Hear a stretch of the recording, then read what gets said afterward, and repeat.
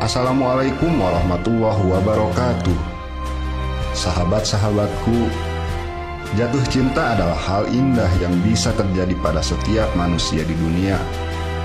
Sayangnya, tidak semua orang memiliki perjalanan cinta yang mudah. Ada bahagia dan ada juga yang sebaliknya. Hal itu dialami juga oleh seorang sahabat Nabi, Salman Al-Farisi, yang mana kisahnya amat seru untuk diceritakan. Bagaimana kisahnya dan apa pelajaran yang bisa kita ambil? Simak terus video ini sampai akhir hanya di Bukhari TV.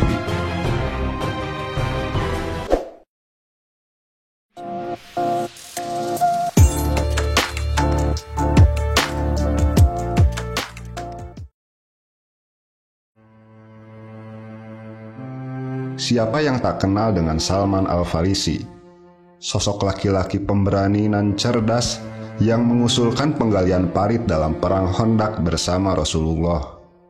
Ide briliannya membuat namanya disorot seluruh umat muslim di dunia. Kisah Khandaq sudah sangat terkenal, salah satu dari 3 perang besar yang dihadapi umat Islam di masa Rasulullah SAW, yang mana dalam Sirah Nabawiyah disebutkan kekuatan kaum Quraisy mencapai 10.000 pasukan, dilengkapi 300 ekor kuda dan 1.500 unta. Jumlah ini tidak sebanding dengan kekuatan umat muslim yang hanya 3.000 pejuang. Salman Al-Farisi mengenalkan strategi perang yang sudah biasa diterapkan di Persia, tapi belum dikenal oleh bangsa Arab. Taktik itu berupa menghadang serangan musuh dengan parit. Salman Al-Farisi lalu menyampaikan gagasan membangun parit ini saat bermusyawarah dengan Nabi dan para sahabat yang lain. Ide tersebut disepakati bersama dan umat Islam bergotong royong membangun parit. Dalam tiap buku sejarah Islam, peran Salman dalam perang ini selalu dituturkan. Namun siapa sangka, di balik kemasyhurannya, pria asal Persia ini juga pernah merasakan patah hati karena seorang perempuan yang amat dicintainya. Saat itu Salman diam-diam menaruh perasaan pada seorang muslimah kalangan Ansor.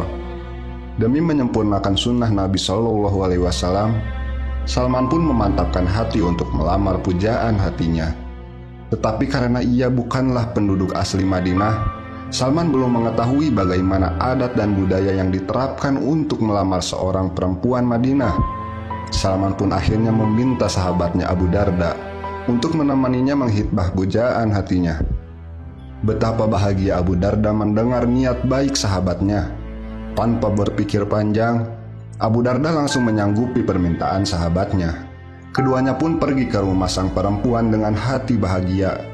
Setibanya di sana, orang tua perempuan tersebut menerima dan menjamu keduanya dengan baik. Abu Darda pun memperkenalkan dirinya dan sahabatnya, serta menyampaikan maksud baik sahabatnya yang ingin meminang putri mereka. Betapa bahagia sang ayah mendengar tujuan mulia dari lelaki di hadapannya. Namun ia tak serta-merta menerima lamaran laki-laki Persia tersebut. Ia kembalikan keputusan itu kepada anaknya, karena bagaimanapun sang anak memiliki hak untuk memilih siapa yang kelak akan menjadi imam di hidupnya. Sang putri akhirnya menyatakan pendapatnya kepada kedua orang tuanya, sedangkan Salman dan Abu Darda menunggu dengan hati berdebar-debar. Dalam hati, Salman berdoa agar maksud hatinya disambut baik dengan perempuan idamannya. Beberapa saat kemudian, sang ibu akhirnya angkat bicara. "Mohon maaf, kami harus berterus terang. Dengan penuh hormat, putri kami tidak bisa menerima pinangan Anda, wahai Salman Al-Farisi." Jawaban dari sang ibu bagaikan petir di siang bolong. Hancur sudah harapan Salman untuk hidup bersama dengan pujaan hatinya. Belum juga tersadar dari kenyataan, Salman kemudian mendengar ucapan yang lebih perih lagi. Sang ibu melanjutkan, "Namun, karena kalian berdua datang dan mengharap ridho Allah, jika saudara Abu Darda memiliki tujuan yang sama, maka putri kami akan bersedia menerimanya." Sudah jatuh tertimpa tangga, mungkin itulah yang dirasakan Salman. Begitu kaget Salman mendengar perkataan sang ibu.